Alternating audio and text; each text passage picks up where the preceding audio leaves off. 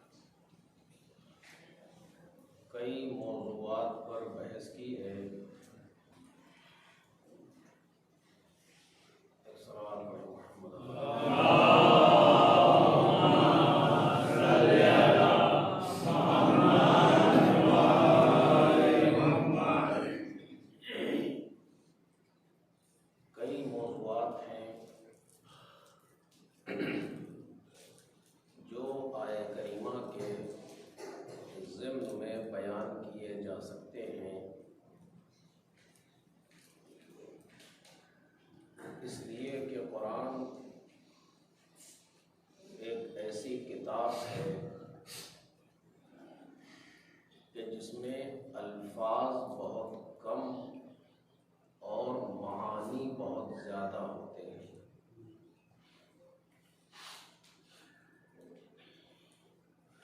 और सिर्फ ऐसा नहीं है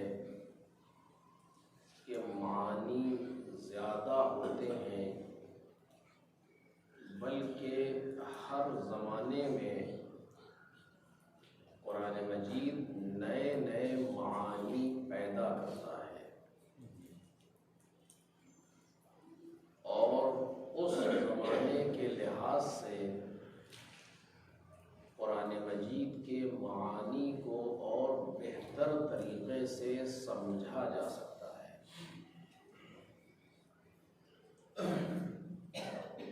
ये दुनिया की वो इकलौती किताब है कि जिसके अंदर ये ख़ासियत पाई जाती है। बाकी जितनी किताबें भी दुनिया में आपके सामने हैं,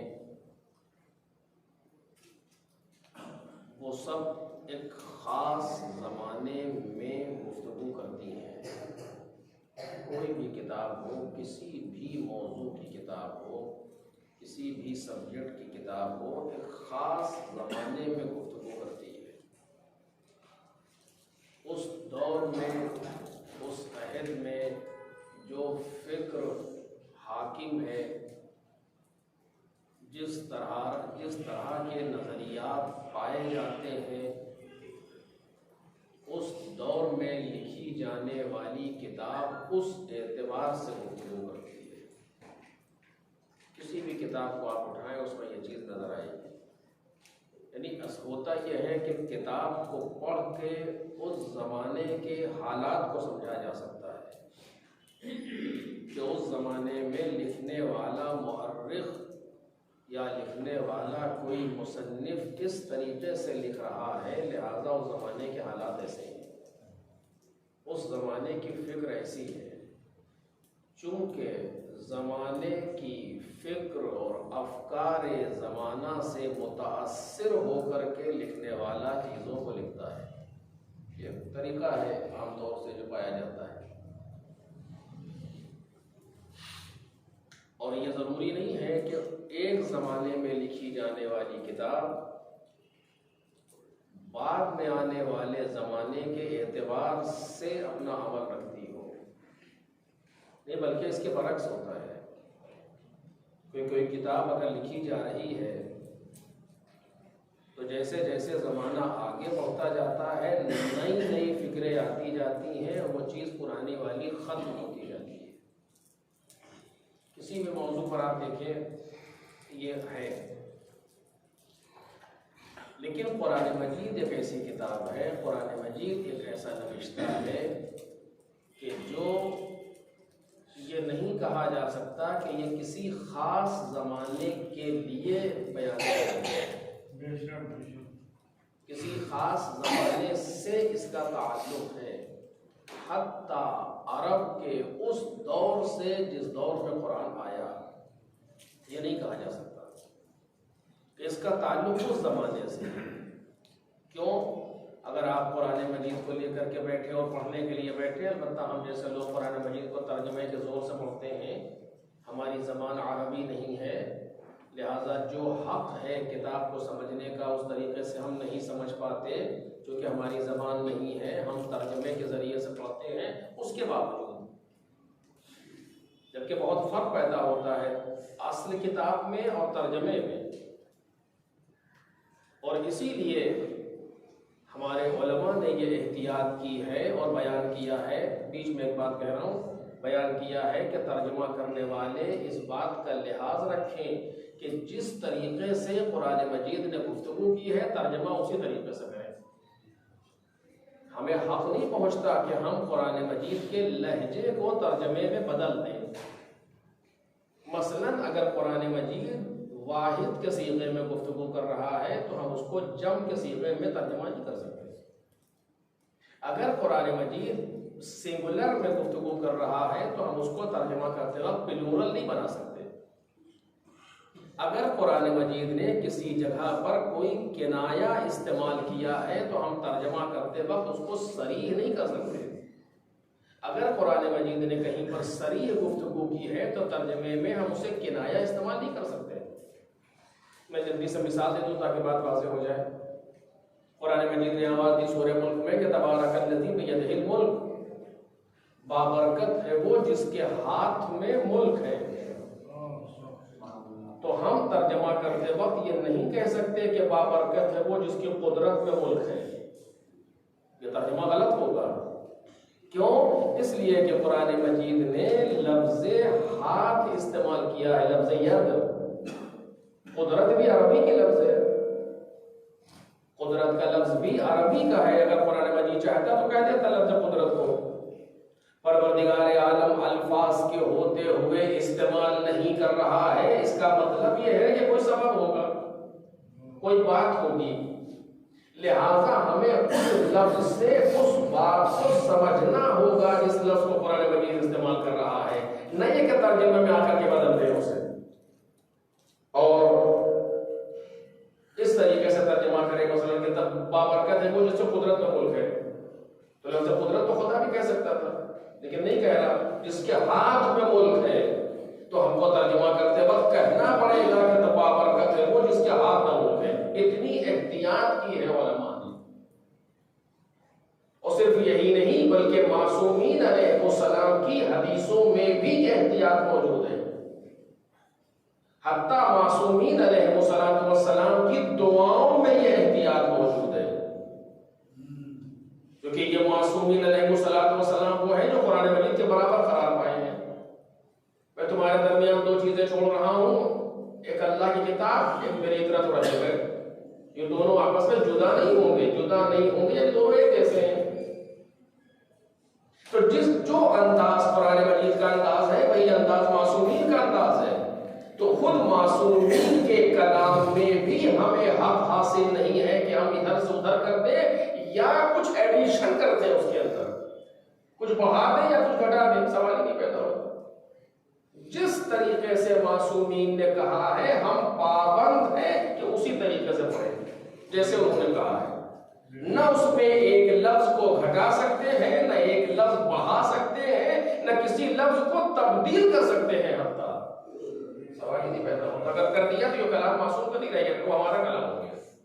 तो मैं अर्ज कर रहा था कुरान मजीद एक ऐसी किताब है कि जहां इतनी एहतियात उलमा ने की है कि अल्फाज को बदला नहीं जा सकता। कुरान मजीद उसी तरीके से गुफ्तगू कर रहा है। और अब तवज्जो कीजिएगा, अब अगर हम कुरान मजीद को देखें और कुरान मजीद पर गुफ्तगू करें और कुरान मजीद से अपने आप को थोड़ा थोड़ा करीब करें तो हमें अंदाजा होगा कि जिस वक्त हम कुरान मजीद पढ़ रहे हैं, मसलन आज इस जमाने में, मैं इंशाअल्लाह कल के और परसों की तकरीर में कुछ बातें अर्ज करूंगा आपके सामने। कुरान मजीद का नुज़ूल कब से हुआ, कल इस पर गुफ्तगू होगी इंशाअल्लाह। आज मुझे थोड़ा सा पीछे जाना है, बस एक मुकदमे के बाद। कितने दिन तक कुरान नाजिल होता रहा? 23 साल तक। आखिरी आयत किस सन में आई? सन 11 हिजरी में। सन 11 हिजरी के बाद कोई आयत कुरान मजीद की नहीं आई। ये तो वाज़ेह है बिल्कुल। अभी क्या चल रहा है? 1445 माइनस 11 यानी 1400 बरस गुजर चुके कुरान मजीद को इस दुनिया में मुकम्मल हुए। यानी जो गुफ्तगू कुरान मजीद कर रहा है वो 14 सेंचुरी पहले की है, आज की नहीं। ऐसा है या नहीं है? वो है 14 सेंचुरी पहले की है जो गुफ्तगू आज हो रही है। 1400 बरस कही जाने वाली बात जब हम उठा करके आज उसे पढ़ना शुरू करते हैं, तवज्जो कीजिए, जब आज उसे पढ़ना शुरू करते हैं वलो तर्जमे के जोर पर, कि तर्जुमा सारी बातों को बयान नहीं कर पाता, लेकिन अगर तर्जुमे के जरिए से भी कुरान मजीद को पढ़ना शुरू करें तो ऐसा लगता है जैसे आज कोई बात कही जा रही है। एक सलावत पढ़े मोहम्मद और आले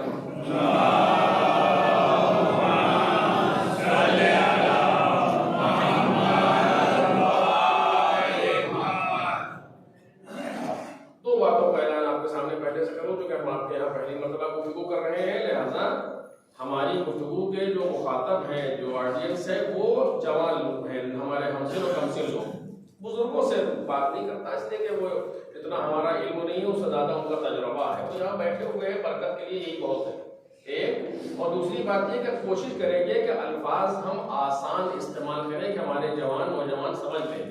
लेकिन फिर भी अगर कोई लफ्ज किसी के लिए सख्त हो तो मैं 3 दिन यहाँ पर मौजूद हूँ, आप आकर के मुझसे मालूम कर लें कि हमने जो कहा था ये क्या था, या मौलाना साहब से मालूम कर लें, क्योंकि कोई लफ्ज जहन में ऐसी न रहने पाए कि जो परेशान कर रही हो किसी जवान को, पता नहीं क्या कह दिया मसलन, तो ऐसा नहीं होना चाहिए। उसको मालूम करें कि हाँ ये क्या चीज़ है। ये 2 चीज़ें जहन में रखिएगा। आज जब हम कुरान मजीद को पढ़ना शुरू करते हैं तो ऐसा लगता है जैसे कुरान आज के जमाने में गुफ्तगू कर रहा है, आज बोल रहा है, ऐसा महसूस होता है। उठा करके देखिए कुरान मजीद को, कहीं अगर ऐसा लग जाए कि इतनी पुरानी गुफ्तगू है, सवाल ही नहीं पैदा होता। जब भी कुरान मजीद को पढ़ना शुरू करेंगे तर्जुमे के जोर से ही सही, तो फौरन ऐसा महसूस होगा जैसे आज के जमाने में कोई गुफ्तगू कर रहा है। कहीं पर यह महसूस नहीं होता कि गुफ्तगू पुरानी है, फरसूदा है, कोई दास्तान है, कोई किस्सा है, कोई कहानी है, सवाल ही नहीं पैदा होता, बल्कि आज के जमाने में कुरान मजीद गुफ्तगू करता है। और ये बात मेरी नहीं है, हमारे यहाँ मैं ऐसे कई जगह पर यह बात कह चुका हूँ, आपके सामने भी कह रहा हूँ कि हमारे यहाँ सबसे इस वक्त तक जो सबसे अहम तफसीर समझी जाती है हौज़ा इल्मिया में, वो है तफसीर अल-मीज़ान। जनाब आयतुल्लाह सैयद मोहम्मद हुसैन तबातबाई अल्लाह मकामो, अल्लामा तबातबाई के नाम से मशहूर है। तफसीर अल-मीज़ान, तफसीर अल-मीज़ान अल्लामा तबातबाई ने कितने दिन में लिखी? 20 साल में। 20 साल सोचे आप, 20 साल तक एक इंसान काम करता रहा कुरान मजीद की तफसीर पर। ये जो 30 पारे हमारे 30 जुज़ पाए जाते हैं, 114 सूरह, इन्हीं की आयतों की तफसीर 20 साल तक काम किया उस इंसान ने। और वो इंसान ऐसा नहीं था जब मुझ जैसा कोई दिखने मकतब, वो नहीं, वो इतना बड़ा इंसान था कि जिसके शागिर्द आयतुल्लाह मुताहरी और आयतुल्लाह जवादी जैसे लोग होते हैं, ऐसा इंसान। 20 साल के बाद जब उन्होंने तफसीर मुकम्मल की तो उन्हें क्या कहना चाहिए था कि तफसीर में जितनी चीजें हो सकती थी सब हमने बयान कर दी। यही तो कहना चाहिए था कि जितनी भी चीजें तफसीर में मुमकिन हो सकती थी, जितने निकात मुमकिन हो सकते थे, जितने असरार और रमूज मुमकिन हो सकते थे, सब हमने बयान कर दिए। अब किसी चीज को इंसान को देखने की जरूरत नहीं है, हमारी तफसीर पढ़ ले कुरान समझ में आ जाएगा। ये कहना चाहिए था कि नहीं कहना चाहिए था? इतना बड़ा इंसान जब लिख रहा है तो कई उलूम में, फलसफे में, इरफान में, फिक्र में, उसूल में, इन चीजों में अथॉरिटी की मंजिल रखता है। जब ऐसा इंसान लिख रहा है तो उसे यही कहना चाहिए ना कि हमने इतनी बड़ी तफसीर लिख दी है कि अगर कुरान को समझना हो तो हमारी तफसीर को पढ़ने काफी है, अब किसी और तफसीर को ना पढ़ने के, लिखने की जरूरत नहीं है। जैसे कि जनाब आयतुल्लाह शहीद सदर अल्लाह मकामो, आप लोगों ने बच्चों का नाम सुना होगा शहीद सदर का। शहीद सदर ने इल्म उसूल पर एक किताब लिखी हलकात उसूल के नाम से, और आखिर में लिखा कि इस किताब को पढ़ने के बाद जरूरत नहीं है कि इस किताब को पढ़े, डायरेक्ट इंसान दर्स खारिज में जाए इल्म उसूल के। ये टर्मिनोलॉजिकल लफ्ज़ है जो बयान कर रहा हूं आपके सामने, दर्स खारिज में जाए इल्म उसूल के, किसी किताब को पढ़ने की जरूरत नहीं है। इल्म उसूल पर जितनी बातें थी सब शहीद सदर ने मुहैया कर दी, बिल्कुल दुरुस्त भी है, सही है। लेकिन अल्लामा तबातबाई ने जब इतनी बड़ी किताब लिखी तो उनको लिखना चाहिए था कि जितनी भी तफसीरी चीजें हो सकती थी सब हमने इसमें बयान कर दी। अब इंसान को किसी तफसीर को पढ़ने की जरूरत नहीं है, किसी तफसीर को लिखने की जरूरत नहीं है, बस कुरान मजीद इसी से समझ ले। लेकिन उन्होंने कहा क्या? उन्होंने कहा कि हर चंद दहों के बाद, हर चंद 10 साल के बाद कुरान मजीद की फिर से तफसीर लिखी जानी चाहिए। अजीब है, इतना बड़ा इंसान तफसीर लिख रहा है 20 साल में, 2 दहे जिसने लिए तफसीर लिखने में 20 साल, और उस 20 साल के बाद नतीजा क्या दिया कि हर चंद सालों के बाद कुरान मजीद की फिर से तफसीर होनी चाहिए। क्यों आखिर? का इसलिए कि कुरान मजीद हर जमाने में उस जमाने के हालात के लिहाज से गुफ्तगू करता नजर आता है। एक सलावत पढ़ दे मोहम्मद और आले मोहम्मद।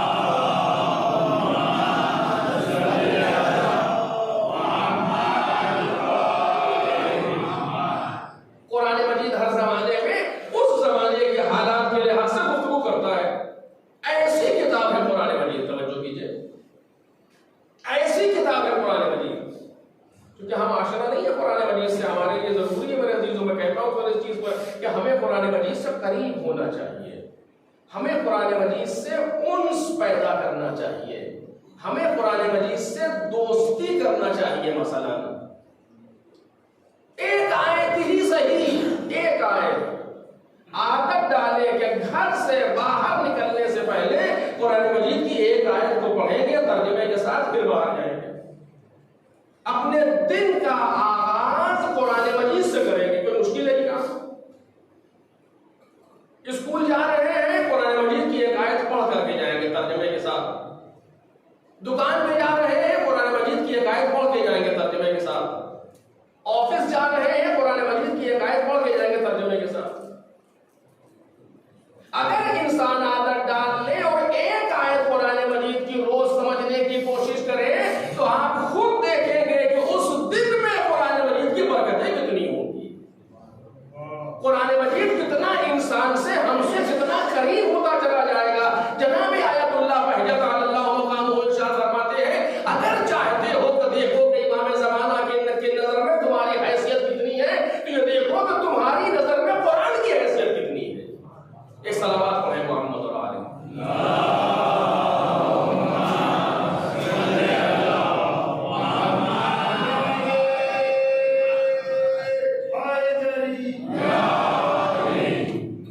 तुम ये देखो कि तुम्हारी नजर में कुरान की हैसियत कितनी है। मसलन अरे इससे ज्यादा मैं कुरान पर गुफ्तगू नहीं करूंगा, कल इंशाअल्लाह कुछ बातें और अर्ज करूंगा, क्योंकि कल एक अहम रात है जो जिस पर कुछ गुफ्तगू करना है आपके सामने।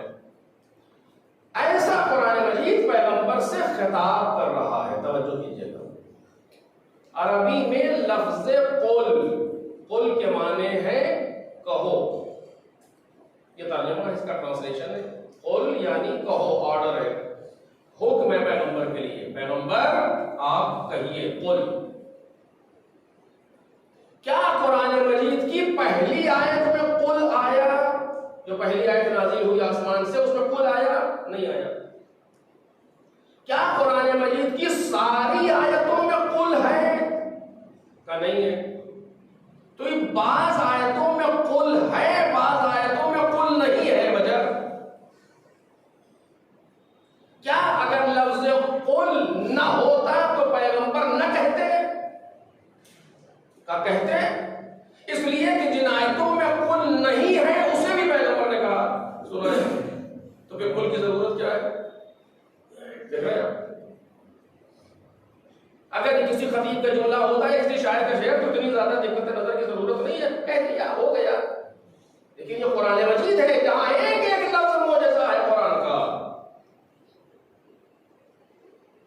कैसे मैं रोक रहा हूं अपने आप को कि बात आगे बढ़ जाए।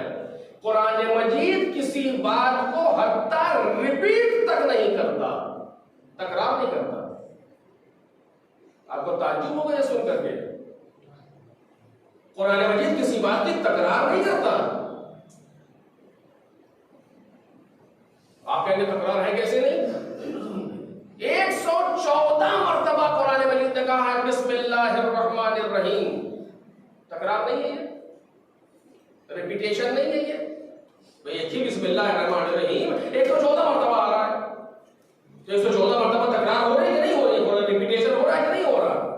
लेकिन ऐसा नहीं है, हर मरतबा जब बिस्मिल्लाहिर्रहमानिर्रहीम कह रहा है तो एक नए मानी पैदा कर रहा है कुरान मजीद। एक सलावत पढ़े मोहम्मद और आले।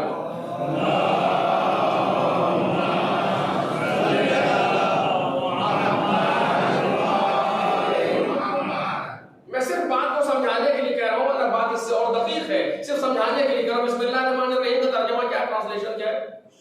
बिस्मिल्लाहिर्रहमानिर्रहीम का बिस्मिल्लाहिर्रहमानिर्रहीम तर्जुमा क्या है?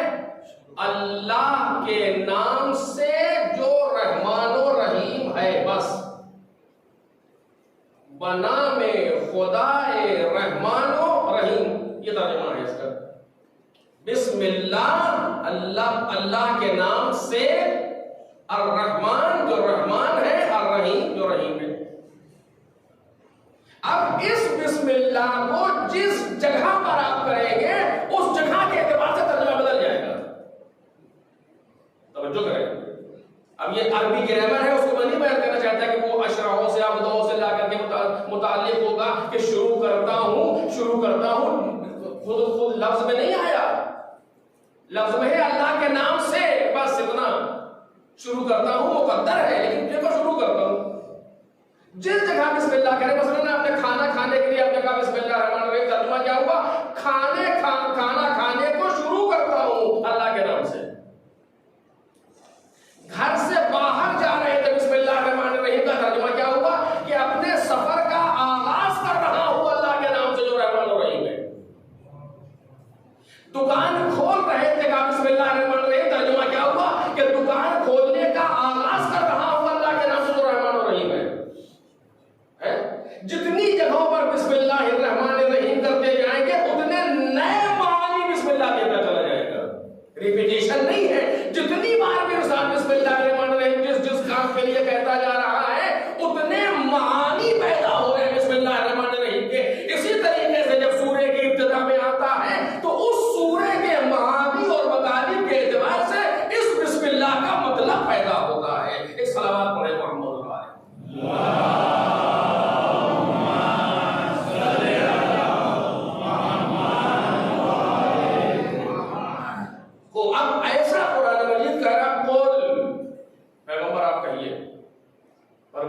क्यों कह रहा कुल?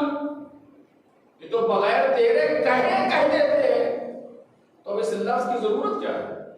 एक दूसरा सवाल खुद पैगंबर से है, इस पर गुफ्तगू करूंगा नहीं, सिर्फ सवाल छोड़ना चाहता हूं आपके जहन में ताकि बच्चे इस बारे में सोचें। दूसरा सवाल खुद पैगंबर से है। अभी आप मत फर्ज कीजिए, आप आकर के मुझसे कान में कहिए कि मौलाना साहब कह दीजिए कल मजलिस है। इतना जुमला आपने कहा मुझसे कान में, या लिख के दिया आपने, कह दीजिए कल मजलिस है, तो मैं क्या कहूंगा? मैं कहूंगा कल मजलिस है, ये तो कहूंगा, या मैं भी कहूंगा कह दीजिए कल मजलिस है? ये तो नहीं, तो बच्चे का अंदाज है बिल्कुल। कहो बेटा अलिफ, उधर कहो बेटा अलिफ, ये तो बच्चे। एक समझदार इंसान उन लफ्जों को अपने लिए रोक लेता है, मफहूम को बयान करता है।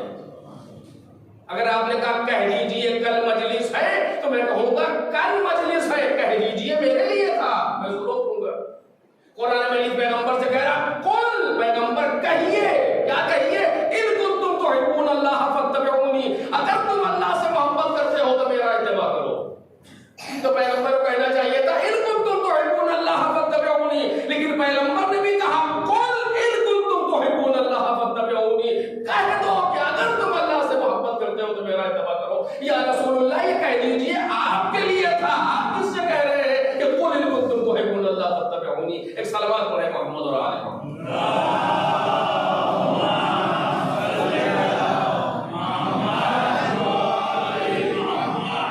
इन दो सवालों को जहन में रखिएगा, कभी वक्त होगा इस पर गुफ्तगू करेंगे, जो गुफ्तगू इसकी तुलानी है, फिर मौजू से बात हट जाएगी। कुल इन कुंतुम तुहिब्बून अल्लाह फत्तबिऊनी, अगर तुम अल्लाह से मोहब्बत करते हो तो मेरा इत्तिबा करो। बस इस पर गुफ्तगू करना है आज, थोड़ी सी तवज्जो करें।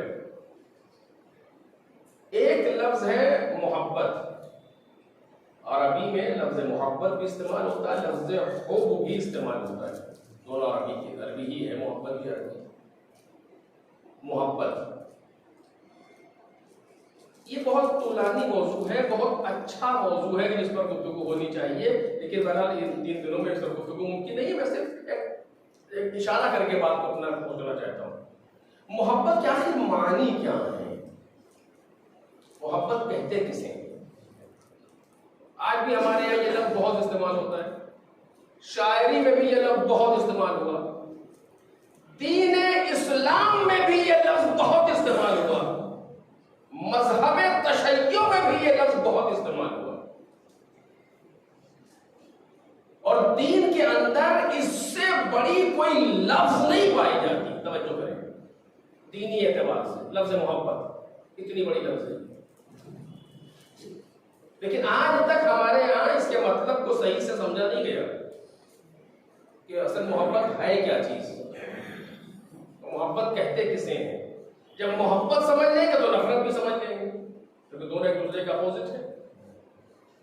जैसे मोहब्बत पर खाली गुफ्तगू करूंगा, मोहब्बत किसे कहते हैं, कि है क्या चीज मोहब्बत? आखिर मोहब्बत के मानी क्या है? मैंने कहा कि बहुत सी चीजें हैं, लेकिन इसको छोड़ा जा रहा है क्योंकि उतनी जितनी ये बड़े मौजू में आ सके। जनाब इमाम सादिक सलामुल्लाह अलैह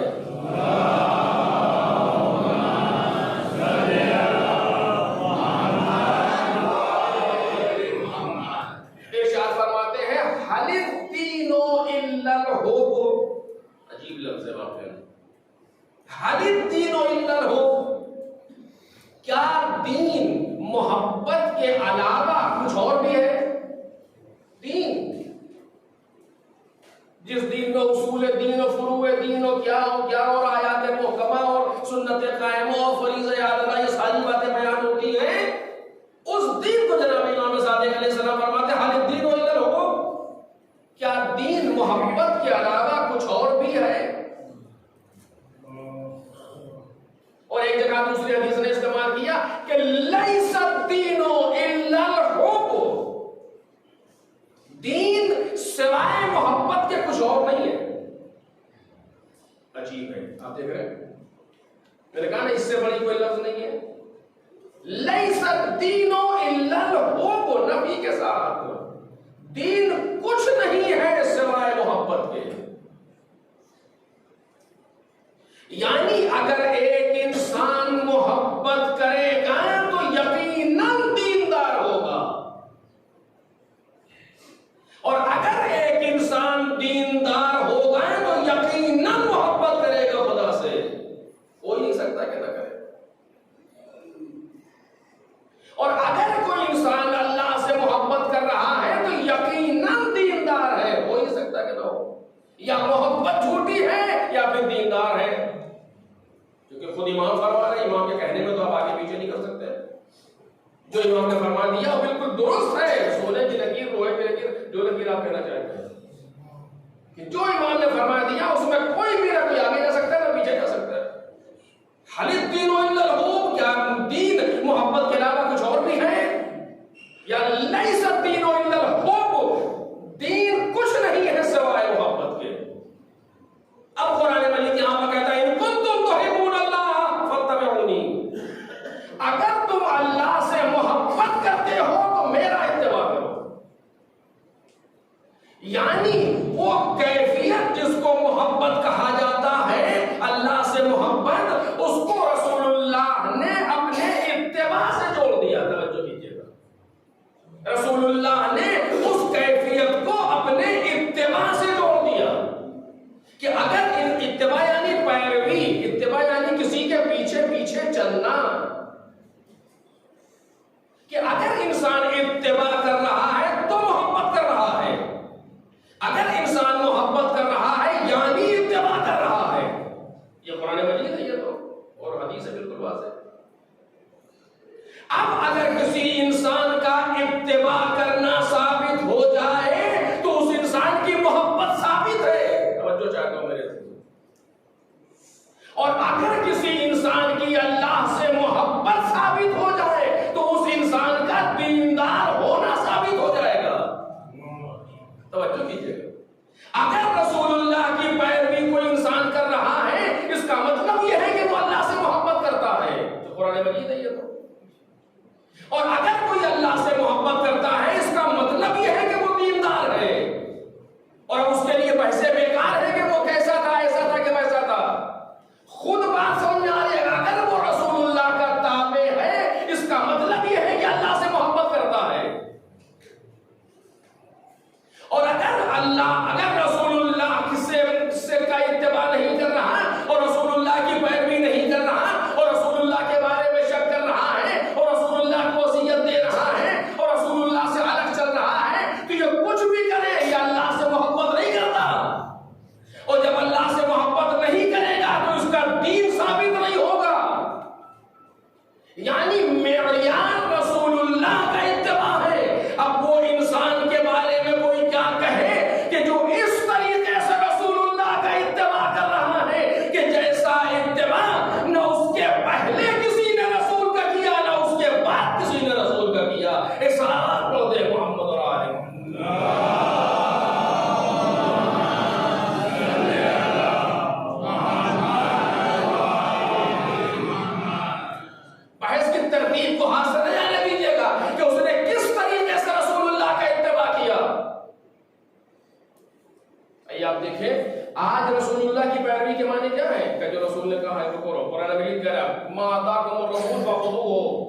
वमा नहाकुम अन्हु फंतहू, जो रसूल तुम्हें दे उसे ले लो, और जिस चीज से रोके उससे रुक जाओ।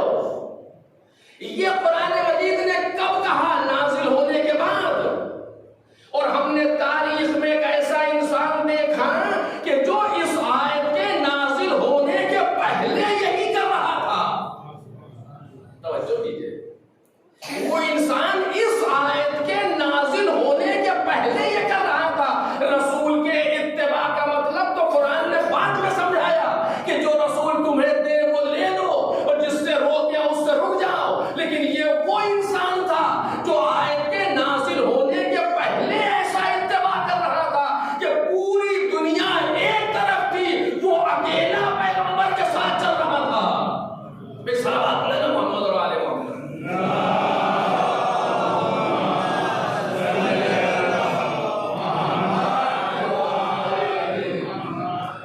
वो इंसान अकेला पैगंबर के साथ चल रहा था। पूरा अरब उस जमाने में एक तरफ है, लेकिन एक इंसान ऐसा है जो अकेला एक तरफ है। वो किसके साथ चल रहा है? पैगंबर के साथ चल रहा है। दलील क्या है कि जब भी दुश्मन आता है तो पैगंबर से पहले इन्हें पैगाम देता है कि जा करके अपने भतीजे से कहो कि ऐसा न करे। तवज्जो कीजिए, इसका मतलब यह है कि ये शख्स वो है जो इस तरीके से भतीजे के साथ चल रहा है कि पैगाम देने से पहले, रसूलुल्लाह तक पहुंचने से पहले इन तक पहुंचना पड़ता है। यानी अगर ये कहा जाए तो गलत नहीं है कि ये वो इंसान है जो बाबुर रसूल है अपने जमाने में, जो रसूलुल्लाह का दरवाजा बना हुआ है अपने जमाने में, कि रसूल तक अगर किसी को जाना है तो पहले अबू तालिब तक आना होगा, फिर रसूल तक जाना होगा। एक सलात पढ़े मोहम्मद और आले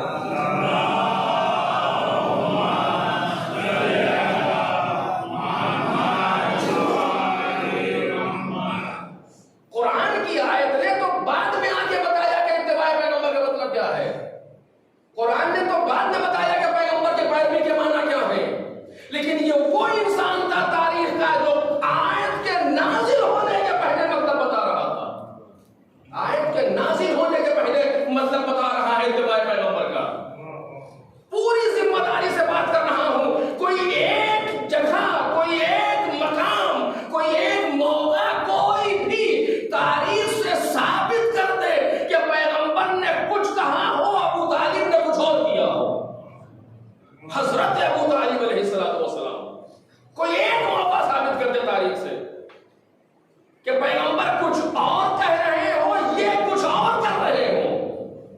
नहीं, बल्कि हमने तो ये देखा कि ये वही करते हैं जो पैगंबर करते हैं। उसके मानी क्या है कि ये इत्तिबाए पैगंबर में इस तरीके से लगा हुआ है। बल्कि अगर ये कहूं तो गलत नहीं होगा, तवज्जो मेरे अजीजों, कल इस पर गुफ्तगू करूंगा आपके सामने कि पैगंबर कब हुए? अब 40 साल के बाद। 40 साल से पहले आम मौर्रिख उन्हें पैगंबर नहीं मानता। आप उठा के पढ़े तारीख में 40 साल के बाद पहली वही आई पैगंबर पर, 40 साल के बाद, और उसके बाद पैगंबर है। उसके पहले पैगंबर तस्लीम नहीं करते लोग, उसके पहले नबी नहीं मानते लोग। लेकिन फिर मैं आपसे कह रहा हूं, इस 40 साल में पैगंबर के 8 साल जब पैगंबर की उम्र हुई, 8 साल, तो पैगंबर अपने चचा के साथ आ गए, जनाब अबू तालिब के साथ। पैगंबर भी 8 साल के हैं जब जनाब अब्दुल मुत्तलिब यानी पैगंबर के दादा का इंतकाल हुआ। और पैगंबर के दादा ने जनाब अब्दुल मुत्तलिब ने कहा, तुम में से कौन है जो अपने भतीजे की किफालत करे, अपने मरहूम भाई के बेटे की। अब अलग अलग तरीकों से बयान किया जाता है। उसने कहा जिसको ये बच्चा खुद इंतखाब कर ले, तो या किसी ने जनाब तालिब ने कहा हम किफालत करेंगे, या एक जगह पर जनाब अब्दुल मुत्तलिब ने जनाब अबू तालिब को बुलाया और पैगंबर का हाथ जनाब अबू तालिब के हाथ में दिया। अबू तालिब इसका ख्याल, क्योंकि जनाब अबू तालिब और जनाब अब्दुल्ला माँ और बाप दोनों की तरफ से भाई थे। जनाब अब्दुल्ला पैगंबर के वालिद जनाब अब्दुल्ला जनाब अबू तालिब की माँ भी एक थी और बाप तो थे ही जनाब अब्दुल मुत्तलिब। उनके हाथ में क्या पैगंबर 8 साल के, 8 साल से लेकर के 40 साल तक, 32 साल कबलस नबूवत, कबलस ऐलान नबूवत हमारे एतबार से और कबलस नबूवत बरादराने सुन्नत के एतबार से 32 साल तक पैगंबर के साथ रहे जनाब अबू तालिब। 35 साल तकरीबन अब जनाब अबू तालिब बड़े हैं पैगंबर से, 35 साल, और 32 साल तक जनाब अबू तालिब कबलस ऐलान रिसालत के पैगंबर, कबलस ऐलान जो पैगंबर ने ऐलान किया उससे पहले 32 साल तक पैगंबर के साथ रहे। कोई एक मौका दिखा दिया जाए कि जनाब अबू तालिब ने पैगंबर के खिलाफ कोई अमल अंजाम दिया, कोई एक मौका इस 32 साल में कि जहां अभी ऐलान रिसालत नहीं किया। नहीं, मैं आपको एक बात और जल्दी से कहूं और बात अपने आखिरी बढ़ाने को है क्योंकि बहुत ज्यादा हो रहा है कि जनाब पैगंबर की विलादत हुई, बाप दुनिया से गुजर चुके हैं रसूलुल्लाह के, उसके बाद आपकी विलादत है, एक आमुल फील में पैगंबर की विलादत हुई। जनाब फातिमा बिन्ते असद जल्दी से दौड़ी हुई आई अपने शौहर के पास के जाकर के सबसे पहले हम मुबारकबाद दें अपने शौहर को। जनाब फातिमा बिन्ते असद मौला कायनात की वालिदा, क्योंकि ये आने वाला बच्चा वो था कि जिसकी बशारत हर नबी ने दी थी कि आखिर में आएगा जिसका नाम अहमद होगा, जो आने के बाद ये करेगा ये करेगा। हर नबी ने बशारत दी है पैगंबर की, कल इंशाअल्लाह अर्ज़ करूंगा। और जल्दी से दौड़ी हुई आई और आने के बाद जनाब अबू तालिब को मुबारकबाद दी।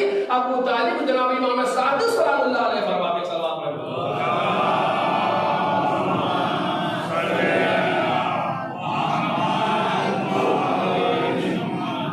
ये इमाम की लफ्ज़ है कि जनाब फातिमा बिन्ते असद जल्दी से आई, तेजी के साथ आई और आने के बाद तो बशरहुन नबी अपने शौहर के पास आई ताकि नबी की बशारत दे अपने शौहर को अभी तो पैगंबर दुनिया में आ रहे हैं, इन्हें कैसे मालूम कि ये नबी होंगे?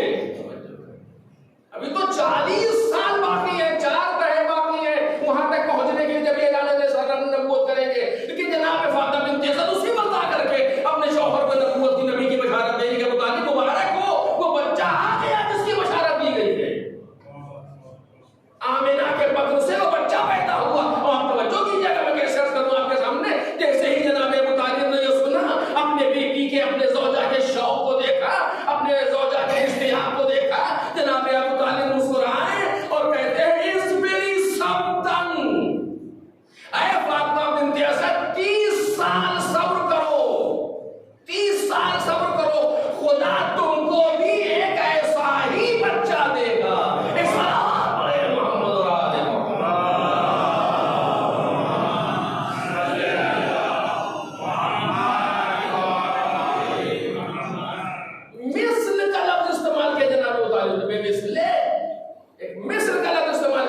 कि तुमको भी परवरदिगार आलम एक ऐसा ही बच्चा देगा, 30 साल सब्र करो। कैसे जानते हैं जनाब अबू तालिब कि 30 साल के बाद फातिमा बिन्ते असद के बदन से एक ऐसा बच्चा पैदा होगा जो हर एतबार से पैगंबर जैसा होगा। एक सलावत पढ़े मोहम्मद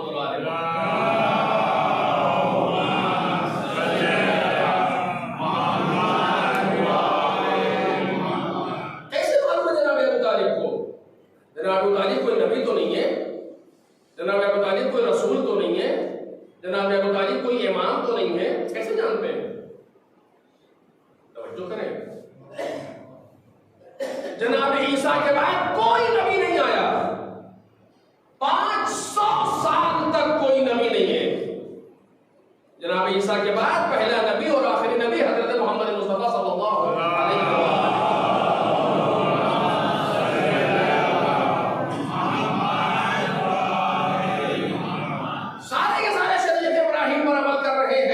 लेकिन इस बीच में नबी नहीं आया, लेकिन अल्लाह की तरफ से हुज्जतें आती रही है, क्योंकि मुमकिन नहीं है कि जमीन हुज्जत खुदा से खाली हो। लौलल हुज्जत लसाक़तिल अर्ज़ बिअहलिहा, अगर जमीन पर हुज्जत खुदा न हो तो जमीन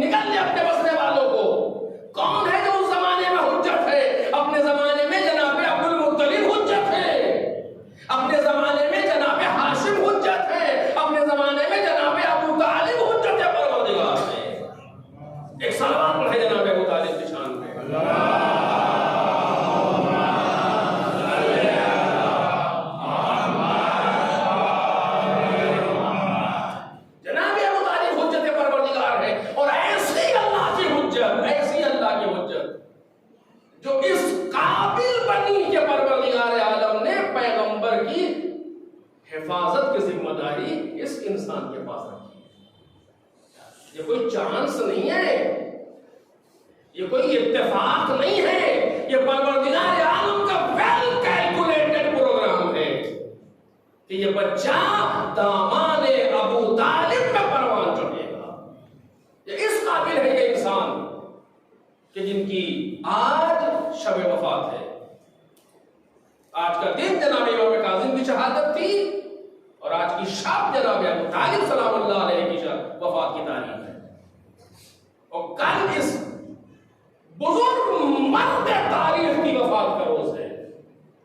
मेरे अजीजों, हमें जरूर, हमारे लिए जरूरी है कि हम आइम्मा ताहिरीन या ऐसे बुजुर्गों की शहादत या वफात की अहमियत का अंदाजा, हमारे अपने घर के प्रोग्राम में चेंज और एक बदलाव पैदा होना चाहिए। मसलन हमारे खाने में सादगी पैदा होनी चाहिए, हमारे अंदाज में सादगी होना चाहिए। कोई अगर पूछे तो हमसे कहेंगे क्या हुआ आज आप कुछ बदले बदले से लग रहे हैं, तो हम कहें कि आज हमारे दादा अबू तालिब की वफात पर। लोग हमें देख करके पूछे क्या हुआ, खैरियत? तो आज आपको चुप चुप से महसूस हो रहे हैं, तो हमसे बताएं कि आज पैगंबर के चचा और मौलाए कायनात के बाबा जनाब अबू तालिब की वफात पर। एक चेंज हमारे अंदर पैदा होना चाहिए, हमारी जिंदगी में, हमारे अंदाज में, हमारी गुफ्तगू में, हमारे हंसी मजाक में, हमारे घर के खानों में, हत्ता किसी भी चीज में एक गम का माहौल होना चाहिए हमारे ऊपर। बोलो एक काली शर्ट ही पहनने के जरिए से हो, लेकिन होना चाहिए ताकि महसूस तो हो कि हाँ कल कौन सा इंसान दुनिया से गया। ऐसा इंसान दुनिया से गया कि जिसके जाने के बाद पैगंबर ने 1 साल गम का ऐलान किया। जनाब अबू तालिब, जनाब खदीजा, ये 2 शख्सियतें ऐसे गुजरी कि पूरे साल को पैगंबर ने गम का साल ऐलान किया। अगर हम 1 साल तक गम नहीं मना सकते तो कम से कम 1 दिन तो हम मना सकते हैं जनाब अबू तालिब सलामुल्लाह अलैहि का। मैं जनाब अबू तालिब सलामुल्लाह अलैहि के ईमान पर कोई गुफ्तगू नहीं करूंगा। क्या सोचेंगे मैं जनाब अबू तालिब के ईमान को साबित करूं? कौन साबित करूं जनाब अबू तालिब के ईमान को? कोई है जो उनके ईमान को समझ सके? और हमें क्यों तवक्को है ऐसे लोगों से जो उल्टे सीधे लोगों को मोमिन कहते हैं कि वो अबू तालिब को मोमिन कहें? जनाब अबू तालिब को मोमिन कहने के लिए ज़र्फ चाहिए इंसान के पास। हर इंसान की ज़बान में इतनी ताकत नहीं है जो ईमान अबू तालिब का ऐलान करे। मसलन जो दुश्मनान पैगंबर को मोमिन समझते हो वो जनाब अबू तालिब को मोमिन समझेंगे? सवाल ही नहीं पैदा होता। ईमान अबू तालिब पर बहस करने के लिए इमाम जैसा इंसान चाहिए, इमाम जैसा इंसान। सिर्फ 2 हदीसें आपके सामने बयान करके बातें तमाम कर रहा हूं। जनाब इमाम सादिक अलैहिस्सलातु वस्सलाम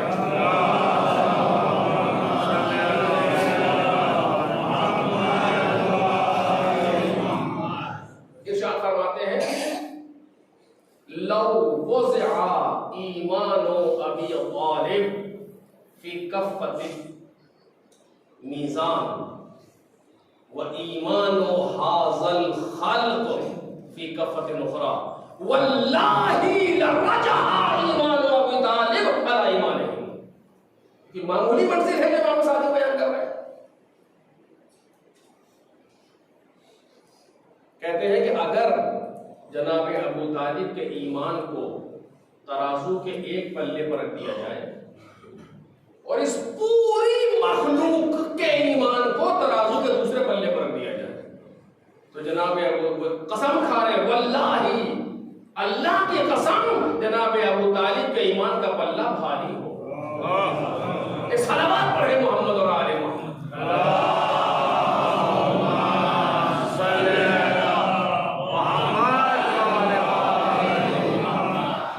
देखिए, जब कोई चीज बहुत ज्यादा रोशन हो जाए, बहुत ज्यादा नूरानी हो, तो आम आंखों से देखा नहीं जा सकता उसे। कोई आम आंखें उसे देख नहीं पाती। दुनिया में ऐसे बड़े बड़े सैयारे पाए जाते हैं तो इतने साइंस के स्टूडेंट के यहाँ बैठे हो तो मेरी बात की तारीफ करेंगे। दुनिया में इतने बड़े बड़े सैयारे पाए जाते हैं जो इतने रोशन हैं कि जब उन पर नजर पड़ती है तो खींच लेते हैं। नजर वहां से नूर वापस नहीं आ पाता कि हम उन्हें देख पाए। उसकी मामूली सी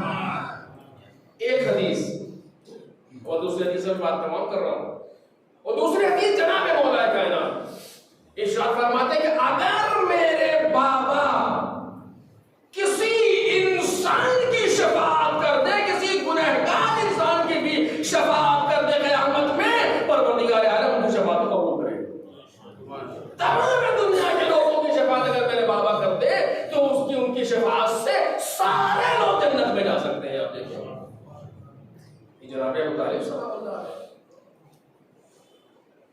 खुद छठे इमाम ने हज़रत मासूम के लिए फरमाया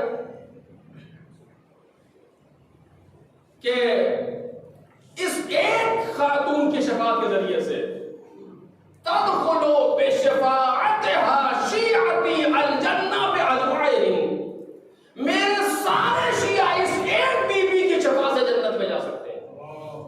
जनाब मासूम सल्लल्लाहु अलैहि वसल्लम यही कैफियत जनाब अबू तालिब सल्लल्लाहु अलैहि की है, मामूली शख्सियत नहीं है। मेरे बच्चों, मेरे दोस्तों, मेरे बुजुर्गों, कल का दिन ऐसा है कि हमें मक्के की तरफ रुख करके अपने दिल को उधर ले जा करके जनाब अबू तालिब से राबता पैदा करना चाहिए। जनाब अबू तालिब को वसीला बनाना चाहिए परवरदिगार की बारगाह में, क्योंकि मौला कायनात कहते हैं वसीला बनाना चाहिए जनाब अबू तालिब को परवरदिगार की बारगाह में। मसलन कुछ नहीं सही, एक तस्बीह मसलन सलावात की पढ़ करके जनाब अबू तालिब को हत्या करे कल जनाब अबू तालिब को वफात करो से एक तस्बीह सलावात की कोई मुश्किल काम है। किसी न किसी तरीके से हमारे जवानों को, हमारे कौम के बच्चों को, हमारी बच्चियों को, माँ बहनों को आइम्मे ताहरीन और इन बुजुर्ग हस्तियों से वाबस्ता रहना चाहिए। जनाब अबू तालिब से वाबस्तगी पैदा करे कल एक दिन मसला इतना बड़ा इंसान कल की जैसी तारीख में दुनिया से जा रहा है। तकरीबन 86 वर्ष की उम्र में, तकरीबन 90 वर्ष की उम्र में जनाब अबू तालिब इस दुनिया से तशरीफ ले जा रहे हैं। पैगंबर भी मौजूद हैं, मौला कायनात भी मौजूद है। 10 बेवफत में जनाब अबू तालिब दुनिया से गए, यानी पैगंबर के ऐलान रिसालत के 10 साल के बाद जनाब खदीजा और जनाब अबू तालिब 3 दिन के फासले से आगे पीछे, कुछ बाज़ रवायत तारीख के एतबार से अलग अलग मनक़ूलात, चंद दिनों के फासले से जनाब खदीजा और जनाब अबू तालिब ये दोनों सहारे पैगंबर के रुखसत हो गए। जनाब खदीजा खवातीन में बहुत बड़ा सहारा और जनाब अबू तालिब मर्दों में बहुत बड़ा सहारा, और ये दोनों सहारे पैगंबर के एक के बाद एक रुखसत हो गए। पैगंबर ने उस साल को गम का साल ऐलान किया। आलम यह है कि पैगंबर ज़ारो क़तार गिरिया कर रहे हैं अपने शफीक चचा पर, जो चचा नहीं बल्कि पैगंबर के बाप की हैसियत रखता है। पैगंबर के साथ इमाम फरमाते हैं ये दोनों ऐसे थे, जनाब फातिमा बिन्ते असद और जनाब अबू तालिब दोनों ऐसे थे कि जैसे माँ बाप पैगंबर के हो, क्योंकि पैगंबर की न माँ थी न बाप। बाप विलादत के पहले दुनिया से गुजर गए, माँ भी बचपने में ही दुनिया से चली गई। पैगंबर के साथ सारा पैगंबर का जमाना जनाब अबू तालिब और जनाब फातिमा बिन्ते असद के साथ गुजरा है, और ऐसे आलम में जनाब अबू तालिब पैगंबर को छोड़ के चले गए। इतना बड़ा सहारा पैगंबर का रुखसत, और अब आलम ये आया कि पैगंबर को मक्के से हिजरत करना पड़ी। आप देखें यहाँ कि कितना बड़ा सहारा है, जिसके लिए कुरान मजीद कह रहा आलम यजिद का यतीमन फआवा। ऐ पैगंबर, क्या हमने जब आपको यतीम देखा तो पनाह नहीं दी? हमने पनाह दी। खुदा कह रहा आलम यजिद का यतीमन फआवा, मैंने पनाह दी आपको। अल्लाह नहीं आया था पनाह देने के लिए, अल्लाह ने जनाब अबू तालिब की पनाह को अपनी पनाह कहा। इतना बड़ा इंसान ये। हाँ मेरे अजीजों, कल का दिन वो दिन है कि जब रसूलुल्लाह अपने चचा के बगैर हो जाए, और कल का दिन वो दिन है जब 20 साल की उम्र में हमारा और आपका पहला इमाम यतीम हो जाए। यानी जनाबे मौलाए कायनात, कल यतीमी का दिन है जनाबे मौलाए कायनात। सोचो मेरे अजीजों, हमारा पहला इमाम कल यतीम हो रहा। इस दिन को हमें गम के साथ मनाना चाहिए कि आज हमारा पहला इमाम यतीम हुआ है। जवानी में ऐन जवानी 4 बेटे जनाबे अबू तालिब थे, तालिब, जाफर, अकील, अली। पैगंबर ने जनाबे मौलाए कायनात से कहा या अली, तुम गुस्ल दो अपने बाबा को, तुम कफन पहनाओ अपने बाबा। जनाब मौलाए कायनात ने गुस्ल दिया, कफन पहनाया, पैगंबर जनाजे को लेकर के चले, पैगंबर ने जनाजे को दफन किया अपने चचा के। इतना अजीब मंजर है, रो रहे हैं पैगंबर अपने चचा के जनाजे पर, क्योंकि आज मेरा वो सहारा चला गया, इसने मेरी वजह से कितनी जहमतें उठाई, कितने जख्मे जबान सहे लोगों के, कितने तंज़ो ताने सहे लोगों के, अपनी सारी शख्सियत को मिटा दिया अपने इस भतीजे के लिए, यानी अपनी सारी शख्सियत को कुर्बान कर दिया परवरदिगार के दीन पर। और कल का दिन वो है कि जिस दिन रसूलुल्लाह अपने इस सहारे से महरूम हो गए। रसूल खुदा की आंखों में आंसू है, रसूल खुदा की हालत गैर है। मैं आवाज दूंगा, ए रसूलुल्लाह, आपका चचा दुनिया से गया ये दुरुस्त है, ए मौलाए कायनात आपके बाबा दुनिया से गए ये दुरुस्त है, लेकिन मौला आपने अपने बाप को गुस्ल दे तो लिया था। ए मौला आपने अपने बाबा को कफन पहना तो लिया था। ए मौला आपकी उम्र कितनी थी जब आपके बाबा दुनिया से गए? 20 साल के थे ना आप। ए आका की भरी जवानी की मंजिल में आपके बाबा दुनिया से जा रहे हैं, 20-22 साल की आपकी उम्र है, और उस उम्र में आपने अपने बाबा को गुस्ल भी दिया, अपने बाबा को कफन भी पहनाया, अपने बाबा का जनाजा उठाया भी और ले जा करके अपने दादा के